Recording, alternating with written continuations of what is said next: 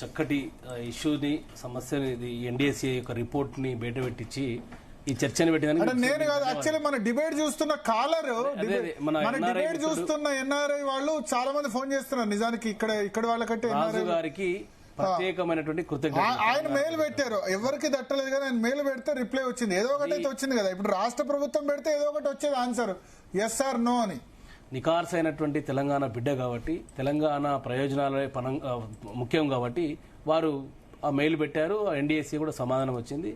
ఏది ఏమైనప్పటికీ ఈరోజు తేటతెల్లం అయిపోయింది. ఎన్డీఎస్ఏ ముసుగు పేరు మీద ఎన్డీఎస్ఏతో ఆ యొక్క దాని మీద ఇన్ని రోజులు రేవంత్ రెడ్డి గారు ఒక కాలయాపన చేస్తూ దీన్ని ఒక రకమైనటువంటి క్రైమ్గా ఒక ఎపిసోడ్లుగా వెబ్ సిరీస్ లాగా నడిపించే ప్రయత్నం చేస్తున్నాడు కూడా. రేవంత్ రెడ్డి గారికి దీని ద్వారా ఒకటి మనం చెప్పాల్సింది ఏంటంటే, ముఖ్యమంత్రి రేవంత్ రెడ్డి గారు కొద్ది మందిని ఎల్లకాలం మోసం చేయొచ్చు, అందరినీ కొంతకాలం మోసం చేయొచ్చు, కానీ అందరినీ ఎల్లకాలం మోసం చేయలేవని అబ్రహం లింకన్ గారు చెప్పారు ఆ రోజు. అది కరెక్ట్గా రేవంత్ రెడ్డి గారికి సరిపోతుంది. అందరినీ ఎల్లకాలం మోసం చేయలేవు మిస్టర్ రేవంత్ రెడ్డి గారు. మీరు ఇక్కడైనా ఎన్డీఎస్ఏ ఇచ్చినటువంటి గతంలో కూడా ఎన్డీఎస్ఏ రిపోర్ట్ ఇచ్చింది భరత్ గారు. నేను మీకు కావాలంటే నేను చూపిస్తాను. ఇక్కడ ఇది ఎన్డీఎస్ఏ గతంలో ఇచ్చినటువంటి రిపోర్ట్. ఇది గతంలో ఇచ్చినటువంటి రిపోర్ట్ క్లియర్గా ఉన్నది. నేను చదివి దాన్ని వినిపిస్తాను. After obtaining the results from the various investigations and on opinion of the expert committee, the restoration of the block 7 of Medigadda barrage will be taken up and the barrage will be under operation. అంటే దాన్ని చిన్న చిన్న పనులు చేసి 7th black ని పని చేసేసుకొని దాన్ని వాడుకోవచ్చు అని చెప్పేసి, ఆపరేషన్ తీసుకురావచ్చు అని చెప్పేసి ఎన్డీఎస్సీ ఆనాడే రిపోర్ట్ ఇచ్చింది. ఈ రోజు కూడా దాన్నే రీట్రేట్ చేస్తూ ఒక సోదరుడు, ఎన్ఆర్ఐ సోదరుడు అక్కడ ఆస్ట్రేలియా నుంచి మెయిల్ పెడితే ఆ మెయిల్కి రిప్లై ఇచ్చింది. సంతోషం.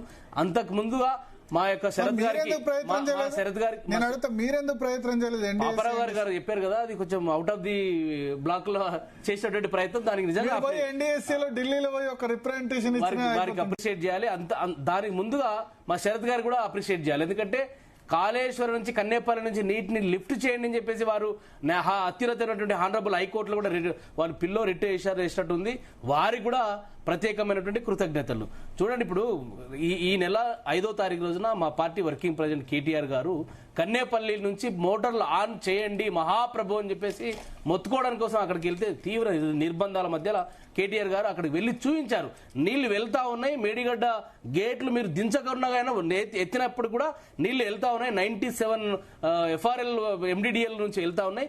అది మీరు కన్నేపల్లి ఆన్ చేయాలంటే 93 మీటర్లు ఉంటే చాలు. ఆడ కన్నేపల్లి నుంచి మీరు లిఫ్ట్ మోటార్లు ఆన్ చేస్తే నీళ్లు వెళ్తాయి. అక్కడ నుంచి అన్నారం, సుందిల్లా, ఎల్లంపల్లి మీదుగా అన్ని బ్యారేజ్లు, రిజర్వాయర్లను ఫుల్ చేసేటువంటి పరిస్థితి ఉండింది. కానీ అవకాశాన్ని దాదాపు రోజుకు 1,10,000 క్యూసెక్ల నీళ్లు పోతా ఉంటే దాదాపు ఇప్పుడు 100 టీఎంసీల నీళ్లు వృధాగా చంద్రబాబు నాయుడు గారి కోసం, అక్కడ ఆంధ్ర కోసం అక్కడ పంపించిన ముఖ్యమంత్రి రేవంత్ రెడ్డి గారు. ఇకనైనా కళ్ళు తెరవండి, మీరు బయటికి రండి. మీరు ఎంతసేపు ఉన్న కాళేశ్వరాన్ని కూలేశ్వరం అని ఒక విఫల ప్రాజెక్టుగా ప్రపంచానికి, ప్రజలకు మీరు చూపించే ప్రయత్నం చేస్తా ఉన్నారు. కానీ అన్ని సమస్యలు ఇప్పుడు ఎన్డీఎస్సీ కూడా ఇలా క్లియర్ గా తేడతెల్లం చేసేసింది. మీకు ప్రభుత్వానికి చెంపదెబ్బలాగా అనుకోవచ్చు దీన్ని. కాబట్టి ఇప్పటికైనా కన్నేపల్లి నుంచి పంపులు ఆన్ చేయండి. ఆన్ చేసి అన్నారం, సుందిల్లా మీదుగా, ఎల్లంపల్లి మీదుగా మొత్తం కూడా మిడ్ మానేరు, ఎస్ఆర్ఎస్పి వీటన్నిటి కూడా కొండపోచమ్మ, రంగనాథ సాగరు, అన్ని మల్లన్న సాగర్ లాంటి అన్ని ప్రాజెక్టులని, రిజర్వాయర్లను నింపి తెలంగాణ, ఎందుకంటే ప్రపంచ వాతావరణ శాఖ కావచ్చు, ఏఎండి లాంటి సంస్థలు కావచ్చు, పర్యావరణవేత్తలు కావచ్చు, వాతావరణ విశ్లేషకులు కావచ్చు, వీళ్ళందరూ కూడా చెప్తా ఉన్నారు మొత్తం కూడా ప్రపంచవ్యాప్తంగా సూపర్ ఎలినినో వస్తా ఉంది, దాని నుంచి మనము పడే ప్రయత్నం చేయాలని చెప్పేసి చెప్తా ఉన్నారు.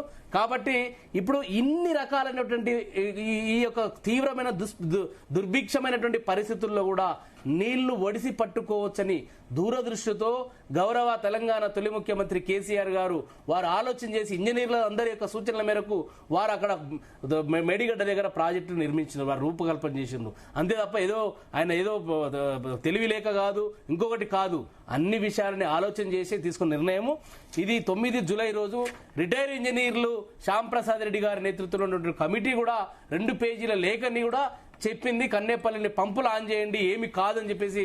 ఇంకొకటి భరత్ గారు, ఇరిగేషన్ శాఖలో ఉన్నటువంటి డిపార్ట్మెంట్లో ఉన్నటువంటి అధికారులు కూడా ఇంజనీర్లు కూడా ప్రభుత్వానికి ఇంటర్నల్ గా ఒక రిపోర్ట్ ఇచ్చారట. ఇది ఆల్రెడీ కన్నేపల్లి ఏది అన్నారం సుందీలకు సంబంధించినటువంటి గ్రౌటింగ్ కూడా అయిపోయింది. ఆ గ్రౌటింగ్ పూర్తి అయింది కాబట్టి అక్కడ నీళ్లు స్టోరేజ్ చేయొచ్చని ఇంటర్నల్ గా రిపోర్ట్ ఇచ్చినట్టు మాకున్న సమాచారం, ఇంటర్నల్ సమాచారం. కాబట్టి ప్రభుత్వం ఎందుకు బేషజాలకపోతుంది?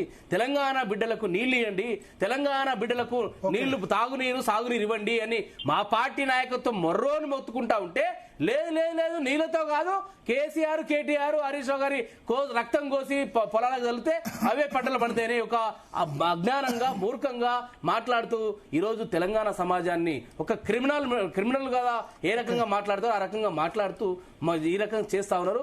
కాబట్టి ముఖ్యమంత్రి గారు కావచ్చు, మన ఉత్తమ్ కుమార్ రెడ్డి గారు కావచ్చు, ఇరిగేషన్ శాఖ మంత్రి కావచ్చు, భేషజాలని వదలండి. ఎన్డీఎస్ఏ రిపోర్టు ఈరోజు క్లియర్ గా ఒక సోదరుడు ఇచ్చినటువంటి మెయిల్ కి రిప్లై ఇచ్చినది. ఆ యొక్క ఎన్డీఎస్ఏ సమాధానం ప్రకారంగా మీరు తక్షణమే విధానపరమైన నిర్ణయం తీసుకొని రాష్ట్ర ప్రభుత్వానికి ఆ హక్కు ఉంది. ఎందుకంటే తెలంగాణ మన బిడ్డలు, మన ప్రజలు, ఆ ప్రజలకు న్యాయం చేసే విధంగా మీరు నిర్ణయం తీసుకోండి. టీఆర్ఎస్ పార్టీ డిమాండ్ చేస్తా ఉంది. రియాజ్ గారు వచ్చారా ఫోన్ లైన్ లో? ప్రకాష్ రెడ్డి గారు ఉన్నారు. ఓకే, ప్రకాష్ రెడ్డి గారు ఉన్నారు. ఎస్, ముందుగా ప్రకాష్ రెడ్డి గారి కంటే ముందు పాపారావు గారు, మీ ఒపీనియన్ ఏంది? అవుట్ ఆఫ్ బాక్స్ థింకింగ్ అన్నారు, నీళ్లు లిఫ్ట్ చేయాలా వద్దా? సరే, మీరు ఇంజనీర్లు కాదు, ఆర్థికవేత్తగా చెప్పండి, ఎల్నినో ఉత్పాతం ఎట్లా ఉండబోతుంది అన్నది. సార్ మ్యూట్ తీసేయండి సార్. నేను దీని మీద మన ఇంజనీర్లు మాట్లాడింది కూడా